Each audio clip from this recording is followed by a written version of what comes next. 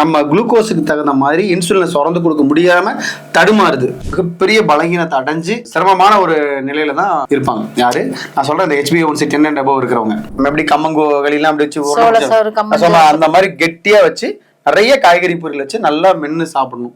வணக்கம் சார். வணக்கம். வணக்கம். எப்படி சார் இருக்கீங்க? நல்லா இருக்கேன். நீங்க எப்படி மேம் இருக்கீங்க? நல்லா இருக்கேன் சார். இப்போ டயாபெட்டிஸ் எப்படி வருது, அதுக்கு சிம்டம்ஸ் என்ன, அது ஏன் சார் வருது? மெயின் காரணம் வந்து அடிப்படை உணவுகள்ல ஏற்படக்கூடிய தவறுகள் மட்டும்தான் காரணம். மெயின். அதுக்கப்புறம் வாழ்வியல் முறை. ஓகேங்களா? இப்போ சர்க்கரை வந்து 2 சர்க்கரை சொல்லுவாங்க. எப்படின்னா நீங்க சாப்பிட்றது எல்லாமே சர்க்கரை தான். உதாரணம் சொல்லுங்க, குளுக்கோஸ்ன்னு சொல்லுவோம். சாப்பிட்றது எல்லாமே குளுக்கோஸ் தான். நீங்கள் சாப்பிட்ட உடனே மென்ன முழுங்கி வயிற்றுக்கு போனே செரிமானம் நடக்குது. செரிமானம் நடந்த உடனே அது சத்தா மாறி ரத்தத்தில் கலக்க ஆரம்பிக்குது. ஓகேங்களா? இப்போ ரத்தத்தில் கலக்க ஆரம்பித்த உடனே அதில் இருக்கக்கூடிய அந்த சொல்கிறோம் இல்லையா, கணையை வந்து இன்சுலின் சுரக்குது. அது சுகர் லெவலுக்கு ஏற்ற மாதிரி அது சுரந்து கொடுக்கும். அது நம்ம குளுக்கோஸுக்கு தகுந்த மாதிரி இது கணையை இன்சுலின் சுரந்து கொடுத்துருச்சு அப்படின்னா அது பிரச்சனையே இல்லை. இப்போது அந்த இடத்துல கணையை வந்து நம்ம குளுக்கோஸுக்கு தகுந்த மாதிரி இன்சுலினை சுரந்து கொடுக்க முடியாமல் தடுமாறுது. முன்ன பின்ன பிரச்சனையாக இருக்குது அப்படின்னா அது டைப் 2 டயபெட்டிஸ். ஓகேங்களா? என்னால் இன்சுலினே சுரக்க முடியல அப்படின்னா டைப் 1 டயபெட்டிஸ் அவங்க தான் வந்து இன்சுலின் போடுவாங்க. ரொம்ப சிம்பிளாக சொல்லணும்னா, இன்சுலின் சுரக்கிறதுல முன்ன பின்ன பிரச்சனை இருந்ததுன்னா அது டைப் 2. இன்சுலின் என்னால் சுரக்க முடியலன்னா அது டைப் 1. ரொம்ப அதுதான் கையில் இன்சுலின் போட்டுக்கிறாங்க இல்லையா, டேப்லெட் எடுத்து இன்சுலின் போடுறவங்க அவங்க தான் பண்ணுவாங்க. டைப் 2 இருக்கிறவங்க அட்ஜஸ்ட்மெண்ட்டுக்காக அந்த கணையத்தை எடுக்க கொஞ்சம் புஷ்பேக் பண்ணி வேலை வாங்கணுங்கிறதுக்காக மாத்திரையை போட்டு அந்த இன்சுலின் ஆர்டிஃபிஷியலாக சுரக்க வச்சுக்கணும். அவ்வளோதான். ஓகே. ஸோ இது வந்து எப்படி சார் சரி பண்ணுறது அப்படின்னா, இப்போ டயபெட்டிஸை பொறுத்த வரைக்கும் எப்படின்னு பார்த்தீங்கன்னா லைஃப் லாங் வந்து கண்ட்ரோலில் வச்சிருக்கிறது ஒரு சப்ஜெக்ட் சொல்லுவாங்க. ஆனால் சித்த மருத்துவத்தில் பழைய நூல்கள் என்ன சொல்லுவாங்கன்னா நீரிழிவை போக்கலாம் அப்படின்னு சொல்லி ஒரு லைனும் கொடுத்துருப்பாங்க. அப்போ என்ன அப்படின்னா மரபு வாழ்வியல் முறை தான் சக்கரை நோய் இல்லாமல் இந்த 100 வயசு 110 வயசு வரைக்கும் வாழ்ந்தது காரணம். பட் உணவுகளையும் உணவு பழக்க வழக்கங்களையும் உதாசீனப்படுத்தினது. அதுக்கப்புறம் இன்னுமே நம்ம சாப்பிட்றது தவறான உணவுப் பொருள்னு தெரிஞ்சுவே அதே உணவை சாப்பிட்டு இருக்குது. இதை சாப்பிட்டுட்டே நோவு நல்லா ஆகும்னா கண்டிப்பாக நோவு நல்லாவாது. அப்போ அதுக்கேற்ற மாதிரி நம்ம வந்து உணவு பழக்கங்களை மாற்றணும். உணவு பழக்க வழக்கங்களை மாற்றதை விட அடிப்படை உணவு பொருளே மாற்றணும். அப்படின்னா மட்டும்தான் இந்த பிரச்சனையிலேருந்து அவங்க வந்து ஓரளவுக்காவது மீண்டு வெளியே வரதுக்கான வாய்ப்புகள் உள்ளது. டயாபெட்டிஸ் வர்றத எப்படி சார் அறிகுறி நம்ம தெரிஞ்சுக்கிறது? அதாவது அறிகுறிகள்ங்கிறது ரொம்ப சிம்பிளா சொல்ல போனா உடம்பு நலிவடைகிறது, சத்து இல்லாம போறது, ஃப்ரீக்வெண்டா நைட்டு யூரின் அதிகமா போயிட்டே இருக்கிறது, அப்புறம் உடம்பு ரொம்ப தளர்வாகவும் சுறுசுறுப்பு இல்லாமே இருக்கிறது. இதெல்லாம் தான் டயபெட்டிஸோட அறிகுறிகள். அடுத்தது வந்து பார்த்தீங்கன்னா நம்ம HbA1c லெவல் டெஸ்ட் பண்ணி பார்ப்போம் சொல்லுவோம்.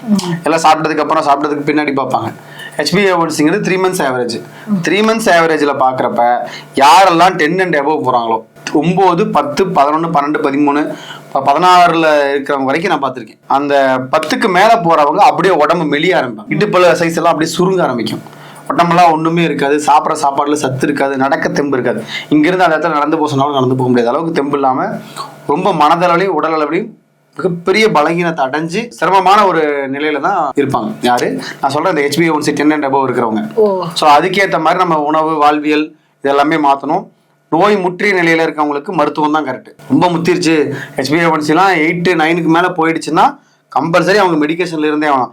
இந்த நேரத்தில் என்ன பண்றாங்க அப்படின்னா, நான் ஃபுட்ல கரெக்ட் பண்ணி கொண்டு போறேன் அப்படிம்பாங்க. அது உண்மையுமே முட்டாள்தனம். HbA1cலாம் 9க்கு மேல இருந்துருச்சு அப்படின்னா உணவுல கட்டுப்படுத்துற சூழ்நிலையில அங்க இல்லை அப்படின்னு அர்த்தம். HbA1c 7.5 இருந்ததுனா வேணா நம்ம கொஞ்சம் கண்ட்ரோல் பண்ணி கொண்டு வரலாம். 10க்கு மேல இருக்குது அப்படின்னா அவங்களாம் ரொம்ப ரிஸ்கான, 9க்கு மேல இருந்தாலே ரிஸ்கான இடத்துல இருக்காங்கன்னு அர்த்தம். ஸோ அதுக்கு தகுந்த மாதிரி மருத்துவம், உணவு பழக்கத்தை மட்டுமே வச்சு சரி பண்ண முடியாது. மருத்துவம் ரொம்ப ரொம்ப அவசியம்.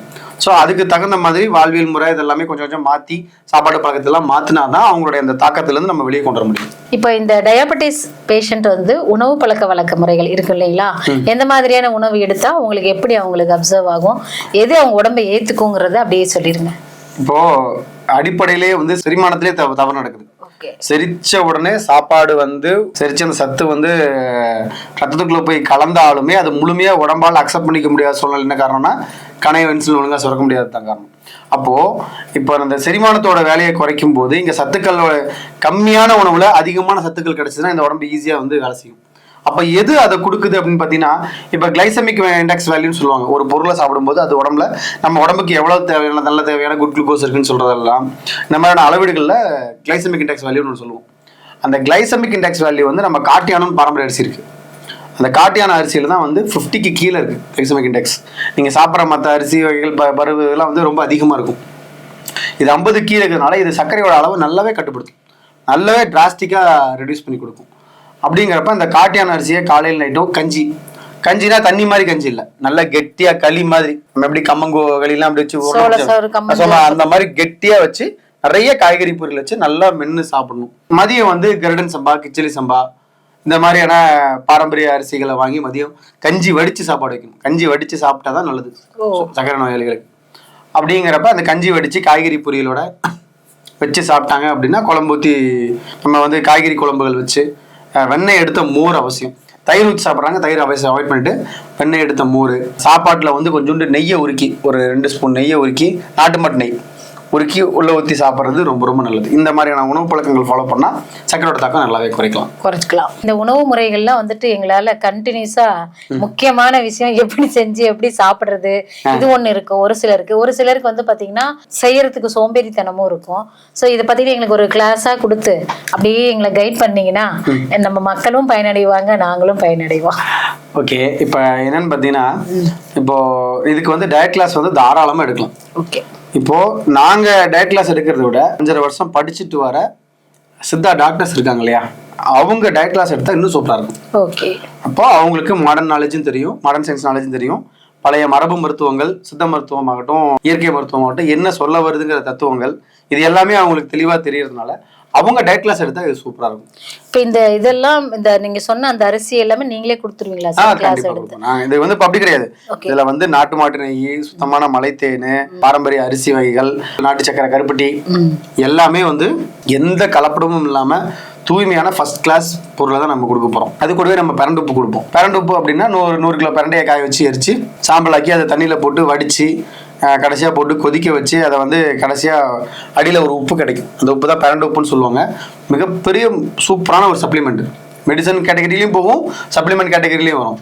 சும்மா ஒரு அரிசியை சும்மா துளிவேல எடுத்து சாப்பிட்டாலே போதும். ஸோ அப்படி வந்து நம்ம அப்படி அந்த அளவுக்கு கொடுக்க முடியாதுனால அதை ஒரு கேப்சூலாக போட்டு பிரண்டு உப்பு கேப்சூலாக நம்ம வந்து கொடுக்குறோம். ஆமா, இப்போ இந்த டயட்ல ஃபாலோ பண்ற மாதிரி இருந்ததுன்னா இந்த உணவுப் பொருட்கள் மட்டும் இல்லாம இந்த சப்ளிமெண்ட்டும் நாங்க கூட கொடுப்போம்.